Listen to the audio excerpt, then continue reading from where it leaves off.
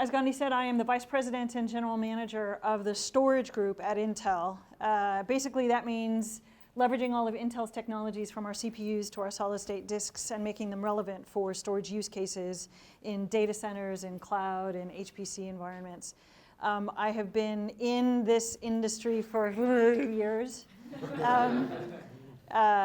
way too long, and I started out in software. Right? I started out as a software developer, actually a compiler writer. And to show you exactly how old I am, I served on the Codicil committee, which was the original COBOL committee with Grace Hopper.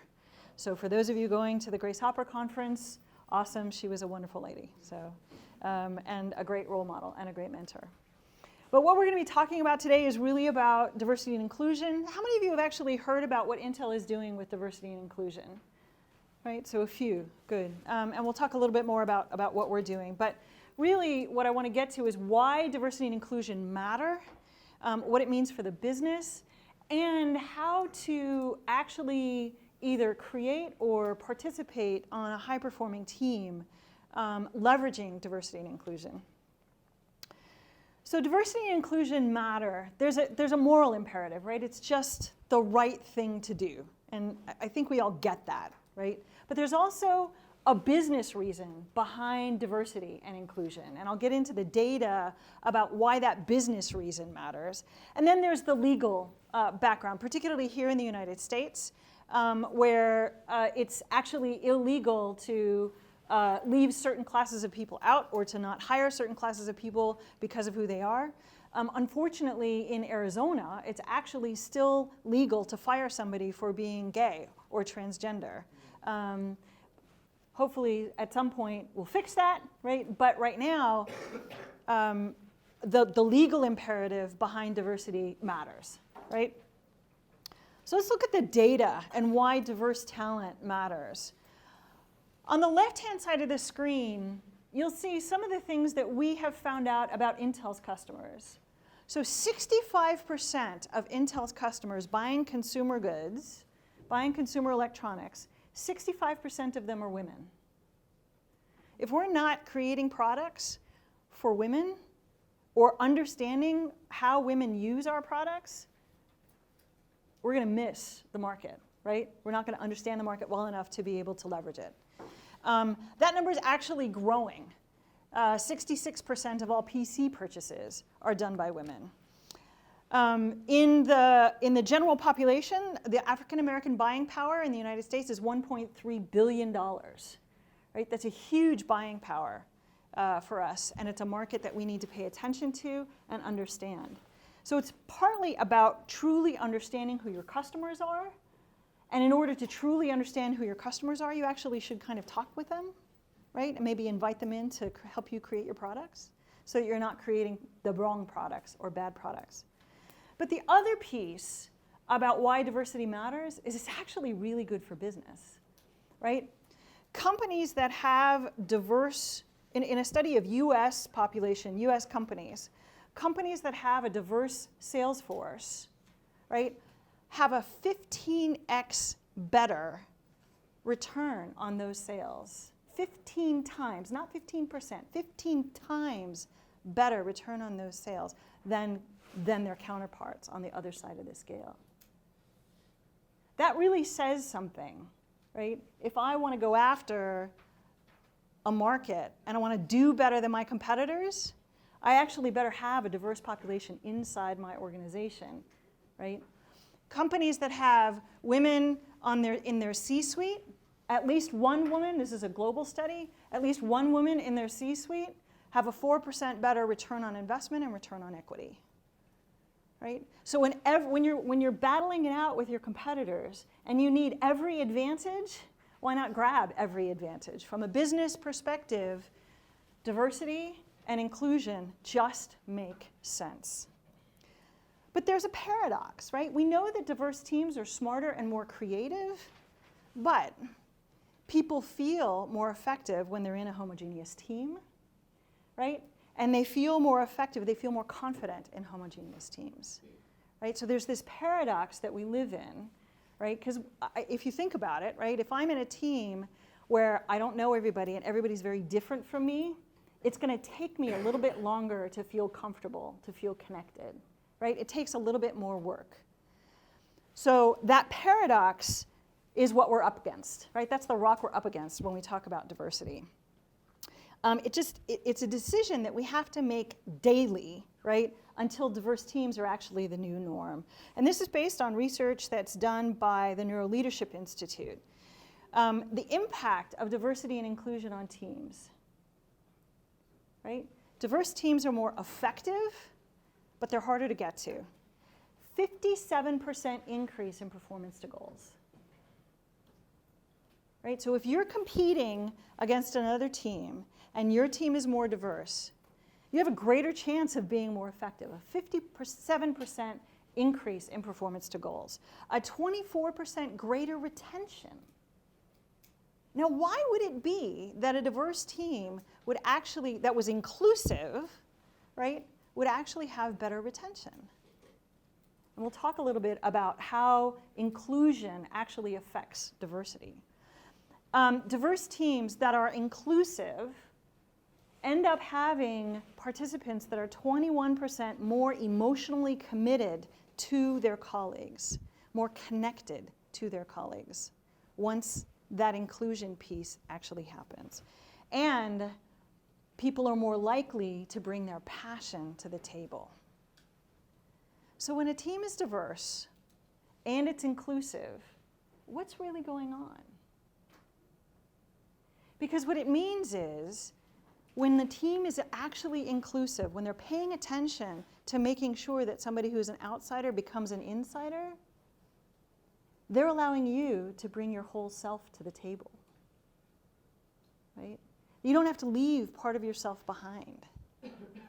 And when you can bring your whole self to the table, the opportunity for you to be authentic and real and passionately committed to what's going on in your team is huge. And that's how high-performing teams get created. That's how you can help create a team that is high-performing. So data shows that once we get over that paradox and have diverse teams, they perform better and better and better. So how do we deal with this paradox, right? So the diversity and inclusion data actually lists team performance in three ways, right? Multiple perspectives improves the outcome. When I have to actually pay attention and really understand where you're coming from, and we have to battle it out and really understand, that means we get to, what do we get? We get a more creative solution because you know something that I don't know, and you can bring that to the table. I'll give you a really good example of this. I don't know if anybody's actually ever seen the Mica bracelet, right, which was an early version of the Apple Watch, right? But the Mica bracelet was a really cool bracelet. Developed at Intel in concert with a wearables company. And the team was really struggling with how are we going to power this thing? Because it was a fully formed, no openings, and they didn't actually want to make a hole in it to let water through, right, and all the other crap that goes on, right? So they were really struggling with how are we actually going to power this? And a woman joined the team, a woman happened to join the team, and she said, when I get home at night and I'm going to bed, I take all my jewelry off and I throw it in a bowl on my dresser. Why don't we just power the bowl and do power by induction on the bracelet? And the team went, whoa, right? And so the Mica bracelet is now powered by induction. Now, how many of you have an Apple Watch or have seen the Apple Watch, right? Also powered by induction, right? Not a hole in it. That's one of the ways in which they've made it relatively waterproof, not totally waterproof, right? But without her experience of taking her jewelry off and throwing it on a bowl on a table, right? They wouldn't have actually come up with how to power this bracelet differently. And, oh, by the way, what has Intel done with that power by induction since then? We're actually going off into power plates. Now, imagine this one. You come into the table, right? You've all got cell phones. They're sitting out on the table. You're waiting for a text from a friend of yours.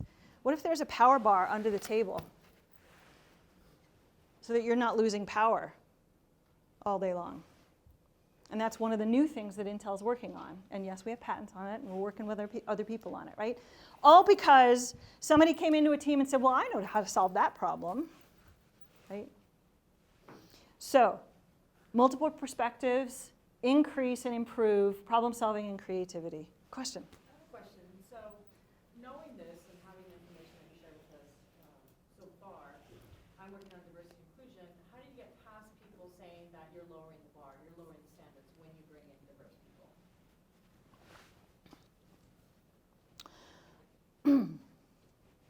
There are so many ways to answer that question. I'm going to answer that question with a question. When was the first time you felt different? When was the first time you felt different? I moved to the United States in 1968. My natural language, my original language is not English, right? I was 8 years old, and believe me, I had a really hard time fitting in, right? I felt stupid crazy, right? And really, really different. My mom, bless her, right, said to me, look, you are always going to be different. No matter what you do, you're going to be different. You're female, you're bright, you're Jewish, you're all kinds of things. You're different. Get over it. Right?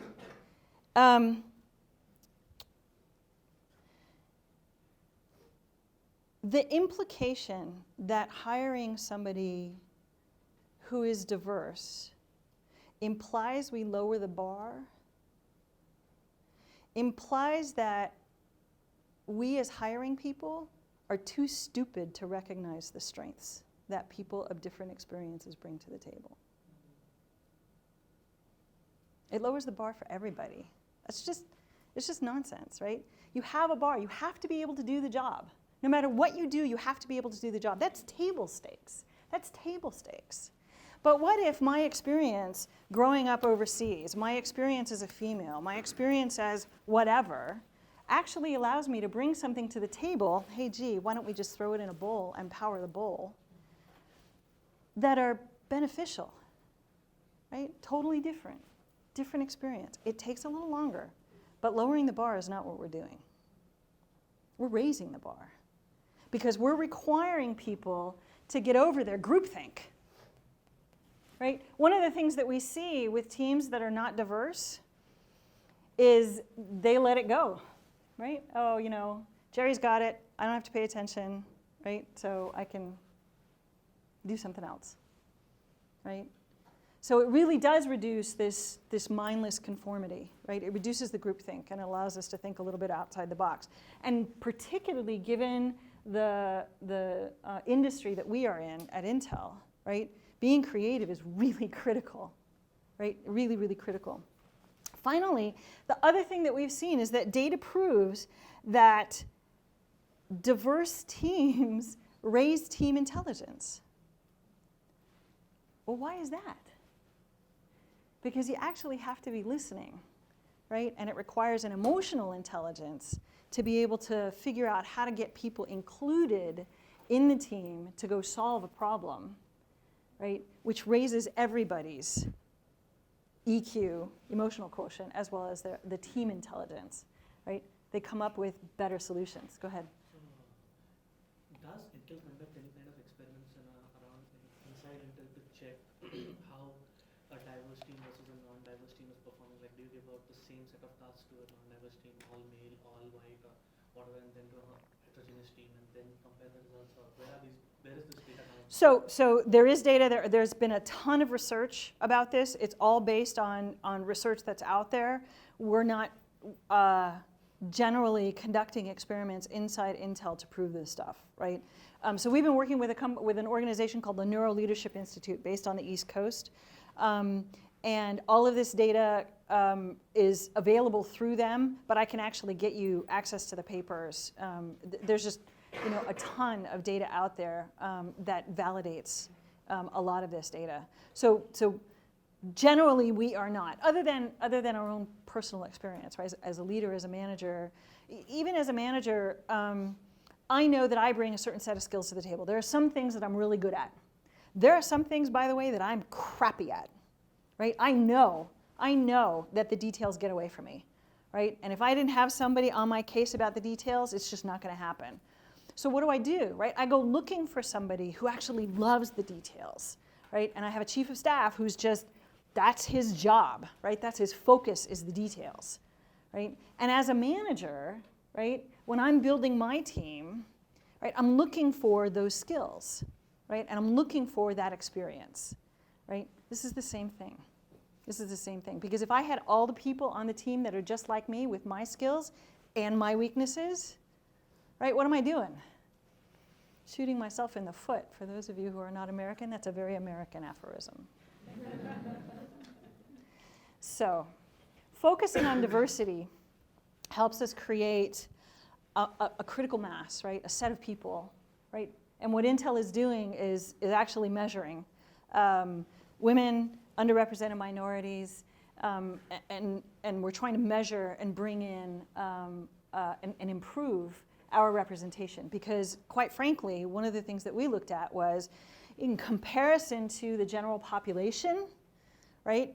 Not the population that's out in the outside world, but the population of available candidates, right?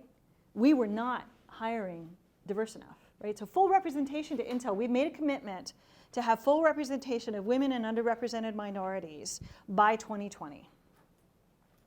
Right? That's our commitment. We're putting $300 million towards that effort, right? But full representation doesn't mean, for instance, 50-50 men and women, or even 51-49, which is really what the general population is in the United States. That's not what it means. Full representation means at every level and for every job, we have a measurement of the talent available in our industry, the talent that's currently available inside Intel, and what we need to do differently to get to full representation of the talent that's available, right? So for instance, where women are concerned, that number is about 27%, give or take depending upon levels, right? Because it's not, certainly not, at my level it's not 27%, it's more like 16%, right? But at the general individual technical contributor, it's about 27%. And Intel currently is at 24.5% women, right? So we're missing an opportunity to get access to really good talent, right? And we're going out to change that. Now, question could be asked, well, 24.5% is not very different from 27%, right? Why don't you just continue what you've been doing? Well, when we looked at the data and we looked at what we'd changed in the last 10 years, we realized that it was going to take us 30 years to get to 27% from 24.5. Now, I don't know about you, but that feels to me like leaving money on the table, right? If a diverse team is going to be 57% more effective than a non-diverse team, and I'm waiting 30 years to get to a diverse organization, I'm leaving money on the table. Not good for business, right? Not just wrong morally, right? Just not good for business. So, sure. Another question. So what created this drive for Intel to start focusing on diversity and inclusion? What was the business case to make this an initiative?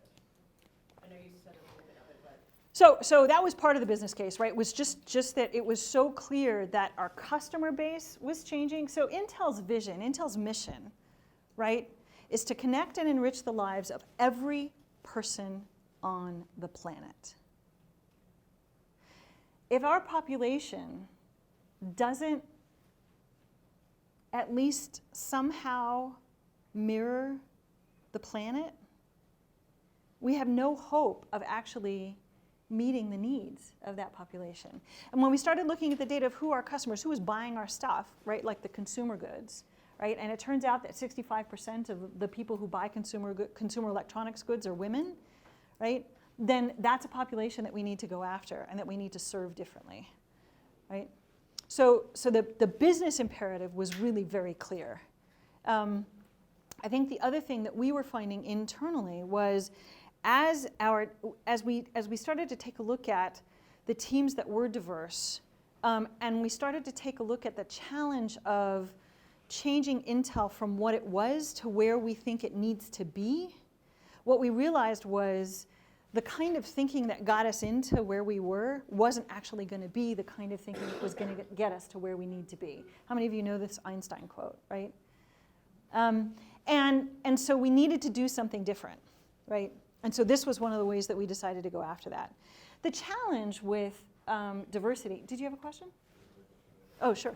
Why limit yourself to benchmarking, if I'm calling it that, the percentage to your industry when things like finance and, there are generic occupations which could be, are much higher when you look at the general population?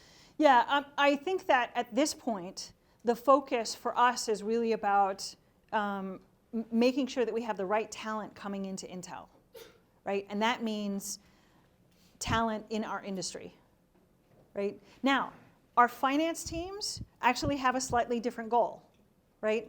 So when we're looking at talent, when we're looking at finance or we're looking at HR, right, we actually have slightly different goals. And when we look at our supply chain, we actually have slightly different goals there as well, right? So we're, you wouldn't believe the number of different metrics. We're a data company, right? We're just a very data-oriented company, and we're going after it from an engineering perspective. If you measure it, right, you'll be able to manage it.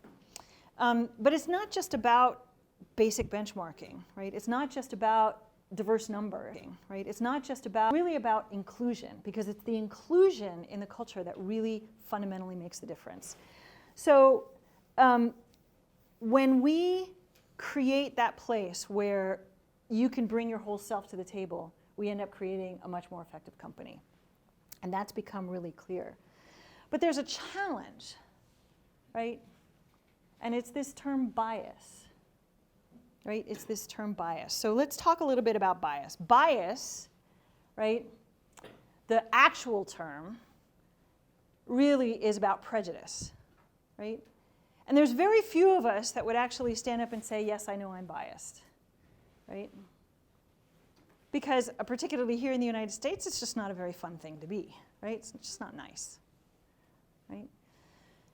And Intel, as a company, like most high-tech companies, has done a lot of work on unconscious bias, right? We've all taken the unconscious bias course. We all walk out of it going, yay, verily, I'm not going to be biased anymore.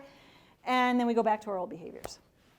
So what we did was we started to take a look at it and say, okay, what's really going on? What's really going on? So there is this thing that we've identified. And this is work, again, that comes out of the Neuro Leadership Institute, called unconscious bias. And what I'm going to talk about is the reality of unconscious bias, which is one of the things that makes us human. So how many of you are actually listening to the noise back behind me? Because there's a bunch of noise back here. Nobody noticed it until I said something about it, right? That's a biological basis for bias, right? We generalize information. You're listening to me, you're not listening to the hum of the projector until I mention it, right? And it's a necessary component for survival, right? It's built into us, right? It's the way our brains work, and it's a necessary part of the way our brains work because, oh, by the way, if you see a tiger, you run, right? Because I don't know about you, I don't want to hang out with a tiger, right? I don't want to be lunch. So this is just a necessary part of the training, right? And our instinct, right, is the ability to generalize information as it comes in and to leverage that generalization. So what the Neuro Leadership Institute has defined is if you have a brain, you're biased, right? This is a good thing, right? So we can't remove that bias from the person, but we can remove it from the process. We can identify where there's systemic bias, and we can build ways to actually work against it, right? So that systemic bias is no longer part of the ways in which we work. So what the Neuro Leadership Institute identified was 150 types of unconscious bias, based on all of the research that's out there that's been done for the last, 20, 30, 40 years, right? 150. So, okay, great. What am I going to do with that, right? So what they did was they actually broke it down into 5 basic groups of bias, right, that they call SEEDS. This is the acronym that they use that helps us to remember these kinds of bias, right? There's the bias of similarity, right? People like me are better than people that are not like me, right? So you're female, you're like me, that's better than hanging out with a guy. Sorry, right? This bias of similarity is very, very real, right? So if it feels right, it must be true, right? They call this the bias of expedience. This is the instinct, right? Oh my God, it's a tiger, I'm going to run, right? That's the bias of expedience, right? The bias of experience, right?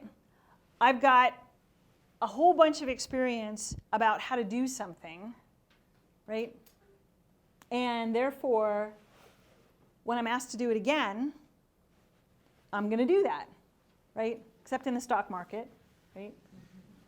How many of you have seen those things, right? The performance of the past does not actually necessarily imply performance of the future, right?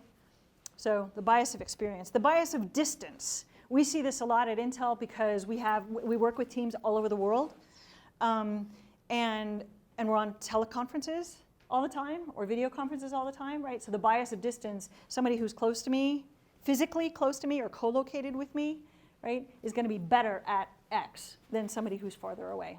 It's harder, right? There's a set of work that I need to do when I'm working with somebody who's not co-located with me, right? And then finally, the bias of safety, right? A perception that that taking a risk is worse than the potential for a reward, right?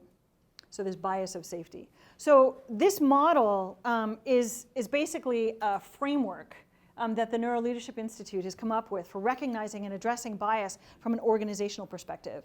And so I'm actually only really going to drill into the bias of similarity. So the bias of similarity, people like me are better than others, right? The best example that I have of this, and this is where for me, hearing about this and learning about this was a huge aha. So it turns out that when I am talking with somebody who I perceive as an in-group member, there's areas of the brain that light up. And those areas of the brain that light up are the same areas of the brain that light up when I'm talking to myself. But when I'm talking with somebody that I perceive as an out-group member, whatever that group happens to be at the time, different areas of the brain light up. Biological basis for bias. Different areas of the brain light up. But here's the kicker. When that individual is no longer perceived as an out-group member, when I change my perception of that person from an out-group member to an in-group member, what happens? Go ahead. Say it. The areas of the brain that light up are the areas of the brain that when I'm talking to myself. So you see this in work. How many of you have bought a car, right? Or worked with a really pushy salesperson? Right? What's the first thing they do? Hi, my name is Bev. You've got a University of Arizona hat on. Are you a University of Arizona graduate? Yes. So, my daughter's going to school at University of Arizona. She loves Tucson, right? She just loves Tucson. But I kind of like to have her home. What did I just do? Classic salesperson effort, right? Create a connection. I created a connection, right? And you see salespeople, really good salespeople do this all the time, right? It's even unconscious. Because what they're trying to do is they're trying to go from being an out-group member to being an in-group member, right? And changing that perception gets them in, right? Has you thinking of them as a buddy, right? Good, bad, or indifferent, right? Because I don't know about you, pushy salespeople really bother me, but okay. The reality is that as a team member, when you participate in a team, figuring out how to go from being an out-group member to being an in-group member, or figuring out how to help the people around you go from feeling different to feeling connected, right, is a fundamental shift for the team. How many of you do like team building exercises, right? You go out, you go have fun in the park, you go play baseball or soccer, right? What happens? It changes your perspective on your team, doesn't it? Right? Allows you to know somebody a little bit more, creates a little bit more connection. That connection is what changes a team from being simply diverse to being inclusive. So, similarity bias is in-group, out-group. It is one of the things that is used very often in people decisions, like hiring decisions, right? So we automatically define people as in-group and out-group, and it changes our perceptions of people's motivations. So how do you mitigate? Right? Now, salespeople do this by having that conversation. I'm sorry, right? Really getting into your space there. Salespeople do this by having that conversation, right? But you don't want to do that in a team necessarily, right? So how do you mitigate against this unconscious out-group, in-group bias? So we'll talk about 4 things that we're going to do. One of them is really watch those people decisions, right?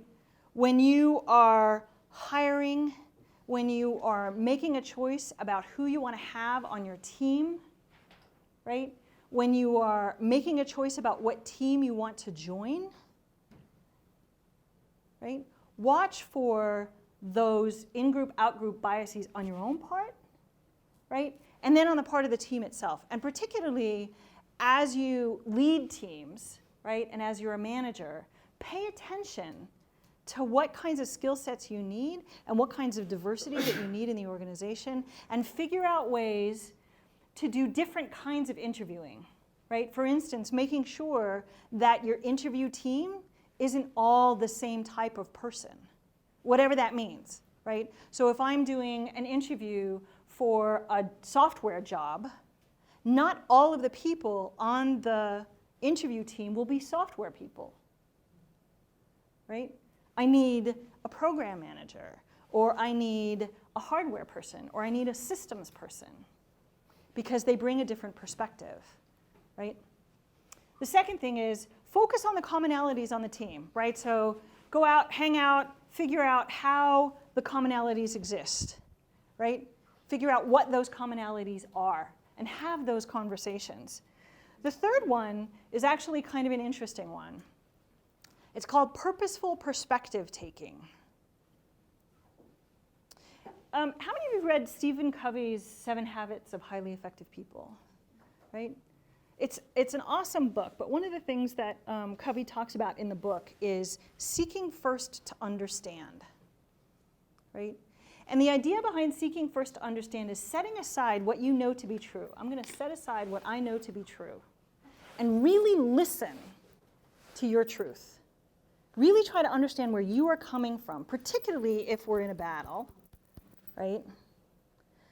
Until you are satisfied that I understand where you're coming from, right? And once we get to the point where you are satisfied that I understand where we're coming from, then I will bring my perspective back into it. Because what you see happens is that trust of setting aside your own truth and really listening for the other person's truth, that bond that gets created also allows you to actually connect the two truths. And that's one of the ways in which you come up with these more creative solutions. Oh, that's what you mean. How many of you have that experience? Oh, now I understand, right? Now I get it. But that means this is how I connect what I know to be true with what you know to be true. So that purposeful perspective taking is critically important to actually mitigating this similarity bias. The other thing that works, and the other way to mitigate this similarity bias, is actually creating shared goals. This works really well across groups, right? Groups that have different organizational imperatives or teams that have different purposes, right? Creating a shared goal and really committing to that shared goal is one of the ways that actually mitigates that similarity bias. So here's where your action comes into place. How many of you are familiar with the butterfly effect? Right? Awesome, right? It comes from chaos theory, right? I know that my degree is listed as computer science and mathematics, but that mathematics was all chaos theory, right? So, which 30, 40 years, I guess it's almost 40 years ago now, was a little bit different than it is then, but okay. Small actions can make a huge difference, right? Because a small action in one place followed by another small action, right? This is ripples in a pond, right? That's another way. Here's the case of one person taking an action and making just an enormous difference. What was the action that Malala took? That one small action that she took about 4 years ago. Does anybody know? Not back in the West. She wrote a blog, right? She'd been going to school, but she wrote a blog about it, right? She wrote a blog that said, girls deserve education, right? And then she got shot, right? And that just snowballed from there, right? 2 years after that event, Malala won the Nobel Peace Prize. And 2 years after that, right, she's been responsible for raising money to build schools in Pakistan in order to ensure that girls get educated. She's still fighting that battle, right? And that battle's actually gone worldwide. But one small action of writing a blog can change the world. So if a teenager like Malala can make a difference, I gotta say, I think we can too. But companies like Intel, big companies, right? As much as we can do, we can't solve this one alone, right? We cannot solve this one alone. But you can, with us. So here's my ask. Recognize, right, that in-group, out-group bias. Sometime today, something that you're doing. Oh, yeah, she talked about that, didn't she? Right? Recognize that in-group, out-group bias and take some action. Take one of those mitigation actions, right? Reach out, try to understand somebody else's perspective, right? Try to bring them in. Right? Create a shared goal across groups. And then bring somebody else along with you. Right? Because it's almost enough for you to be one butterfly. But if you can get all the butterflies working, right? That's when huge change happens. So as you go into a team, and as you go lead a team, think about this idea about change. Because change is about deciding to take action, taking that action, and then bringing somebody else along with you. Any other questions? We've got some time. We have 2 minutes. Data, you spoke about data metrics. How did you go about or using the newer technology to help you with that to understand that this is working in your organization? So what Intel is doing is we have built a set of courses as well as a set of tools that we're building into the system. So for instance, one of the things that we've done is we're holding our management teams accountable for diversity metrics. How? Bonuses, right? It's part of the performance evaluation, but it's also part of our bonus. So we have a bonus structure that identifies 5 major classes of things that we want to change and grow or do differently. And one of them is the diversity metrics. One of them is improving our diversity metrics. The other thing is actually holding ourselves accountable visibly, right, and being transparent. So last year, Intel published our diversity numbers, where we were according to our goal. We're actually publishing that twice a year, and that's visible to everybody in the company as well as everybody outside the company. And we're starting to publish more and more of that data, right? Just really figuring out how to measure. And one of the challenges that we have right now, one of the things that we're working on, and we're not quite sure how to do this, is how do you measure inclusion, right? You can measure diversity to a certain extent, but measuring inclusion is a whole lot harder, right? And so in the industry generally, it's just a hard thing to do, right? We've got 5 major areas that we're working on.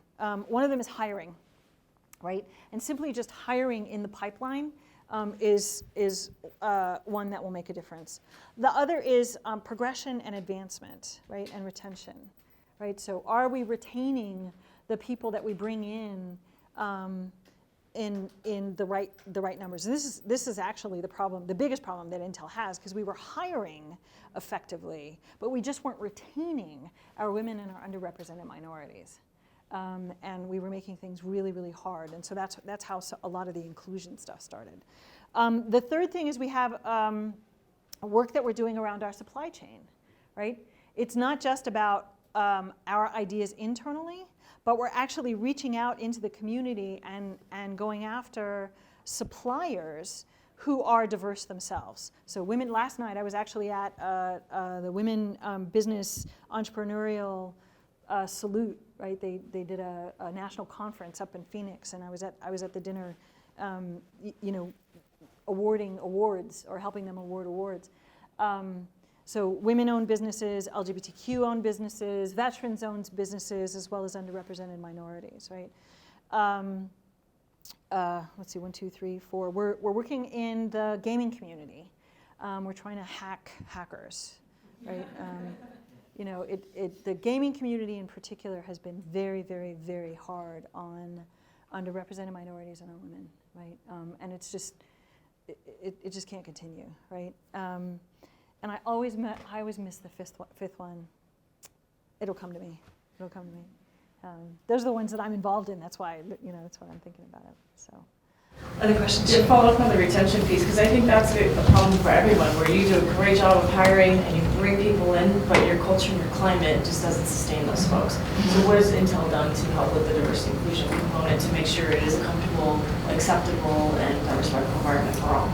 So there's a few things that we're doing. One of them is really listening to our diverse population members and giving them opportunities to speak for how their experience as a diverse team member is different, right? So for instance, diverse team members, how many of you have actually been the only one of who you are in a team? Okay, look around the room. Wait, leave your hand up. Leave your hands up. Look around the room. Look around the room. Everybody at some point has felt different, right? So that sense of isolation when you're the only one of who you are on a team is hugely challenging. It's hugely challenging. So what we're trying to do is provide team members who are the only one of whatever they are in their team, right? And okay, so I said I was Jewish, English isn't my native language, I'm female, I'm also a lesbian, I'm also a mom, right? So those things kind of put me on the outs of almost any group I get into, right?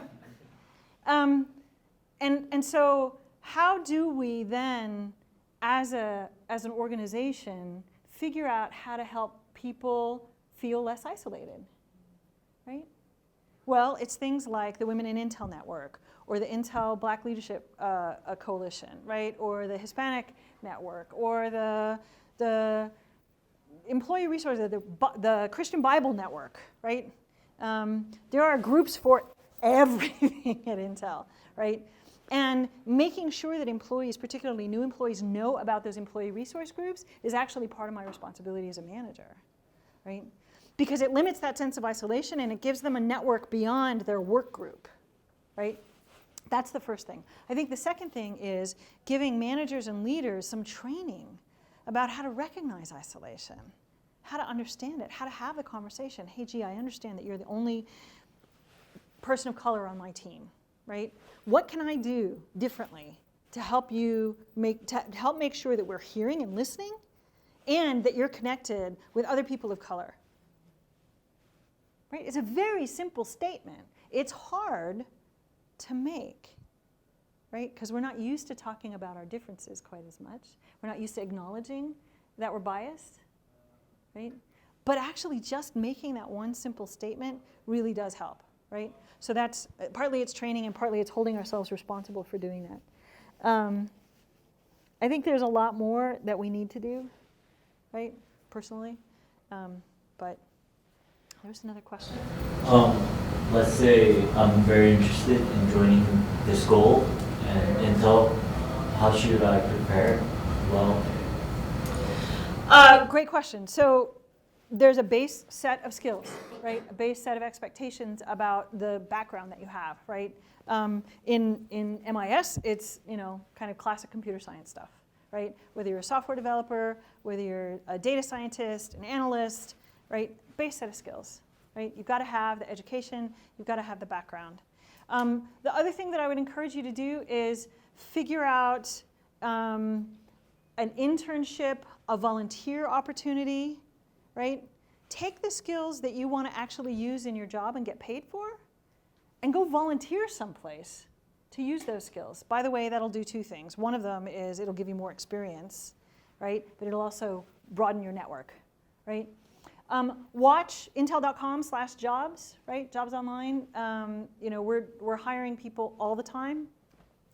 Here in Arizona, we have more than 11,000 employees.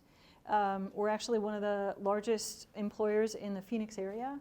And so we're constantly hiring people, all kinds of people, right? HR people, finance people, but also IS people, right? And then I think the other thing is, particularly if you've got experience that is diverse, making sure that in your resume you're actually talking about that, right? And talking about what that meant to you, right? Or in your cover letter, or in your conversation, right? Because you do have, everybody's felt different, right? Everybody raise their hand. When was the first time you felt different, right? Everybody has that experience, right? So make sure that you're actually outlining what it is that makes you specifically passionate about coming to work every day, right? What do you love to do? So great question. Other questions? One question. Yes. So, legal side. There are, in the hiring practice, there are certain questions we can't ask. Yes. But we may want to track these for tracking diversity.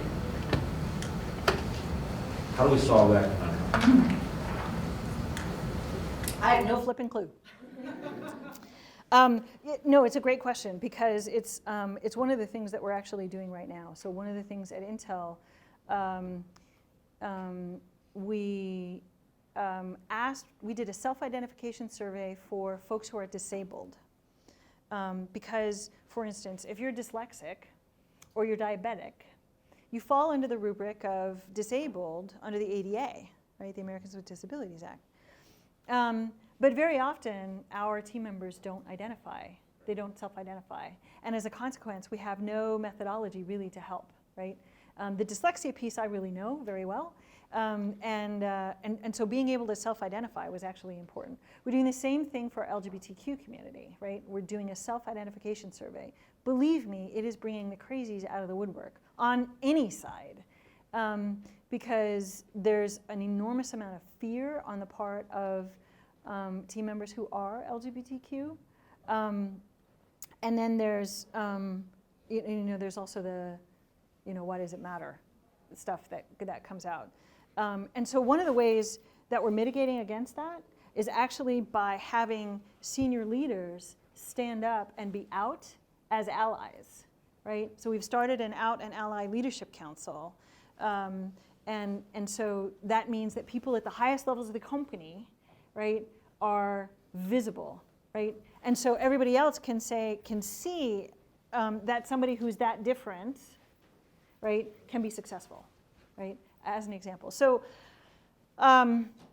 privacy rules apply, right? The whole legal conundrum applies. And so we're still kind of working our way through that, right? Ultimately, I think what it comes down to is as we are more inclusive, it will matter less, right? But that inclusion has to be, we have to figure out a way to measure that, and we have to figure out a way to move that forward, right? So it's a great question. And sorry, my answer is, I don't know. Can I do a quick plug first? So if you're interested in going to Grace Hopper from 4 to 5 this afternoon in the computer science department on the 9th floor atrium in the Gold Simpson building, we're going to have just an informal session with snacks where we're helping people go over their scholarship apps. Because the scholarship applications are due April 4th. And a couple of us have been on the reviewing side, and a couple of us have won scholarships to go to Grace Hopper in the past. And so we're just going to be helping anybody who wants to come and show us your essay, and we can help you edit it. Yeah. When are the scholarships? They're due April 4th. So the Microsoft ones are due the 27th, which is this Sunday, and the Grace Hopper ones are due, so it's the Microsoft ones for Grace Hopper are due the 27th, and the Grace Hopper scholarship, and like if you're going to do a presentation or a poster, those are all due April 4th. Grace Hopper sold out last year. Like It crazy. sells out like this. It's There's just always a waiting crazy. list, people don't believe it. It's crazy. Yeah. It's got. So I know it's not until October, Yeah. but It's now's gotten, the time to it's- plan. It's gotten nuts, right? I have no idea. The more people we have apply to scholarships, then we can go talk to companies and say, look at all these people who Look at all apply these for people. scholarships. That's right. You should give us money just in case they don't all get them. That's right. That's right. Because we want to send as many people as we can. Yeah, and we have to figure out, so I've been on the leadership team associated with Grace Hopper for a while, and there's all kinds of questions about, okay, so should we actually do 2 of them a year, right? Should we, how do we actually accommodate? Last year, I believe there was room for like 5,000 people, and more than 10,000 people applied, tried to sign in, right? It was just nuts. I've never seen it like that, right? So there are other conferences, right? So the Catalyst conference up in Phoenix is one, although not specifically geared towards university students. So any other questions? Sure. You said the diversity have really high-performance teams, but I'm just curious about what about the personal or individual goals in being in our diversity? Can you ask the question again a different way? I'm not sure I understood it. You said diversity have great high-performance teams. What about the team member? Is there any personal or just individual set of skills for being in this diverse teams? So if you are a member of a diverse team, is there an effect on the individual? Yeah, so I think there's actually several effects on the individual, right? One of them is it actually forces you to not sit back, right? You know how when you're in a class and you know what's going on, you just kind of go, okay, yeah, I know it, right? I don't have to worry about it. I'll check out the book later, right? But when somebody is actually saying something that you've never heard before, what do you end up doing? You sit forward, don't you, right? And your elbows end up on the desk, and you're just kind of looking, and then you're watching, and you're kind of taking it all in, right? That attention, right, actually creates totally different brainwaves, right? And you're thinking about things totally differently. You can, the more used to this that you get, the more you can actually feel the difference in your head, right? Of how you're paying attention versus not paying attention. So that's one of them. The other one is it actually raises your own ability to work and live in diverse teams, right? And to actually call out when you suddenly find yourself in a team that isn't diverse, to call out the biased behavior that's happening, right? So you get used to, for instance, if you're working on a team, if you've been working on a team that's not co-located, right? And everybody is not co-located, and then you suddenly go to a team where half the team is actually co-located and they gather in a room and the other half is on the other side of the phone, you see a very different behavior, right? And you, as an individual who actually have lived in an on-co-located team and understand how to bring in people who are on the other end of the phone, you start to actually interrupt and say, hey, wait a minute, let's hear from Becky on the phone, or let's hear from the folks on the phone first, or let's go, let's start with the East Coast and then we'll go to Texas and then we'll go to California, right? So your own behavior changes, right? And so there are skills that you learn as an individual because you're in a diverse team. Other questions? Again, I want to thank you for your attention. I really appreciate it. I had a great time.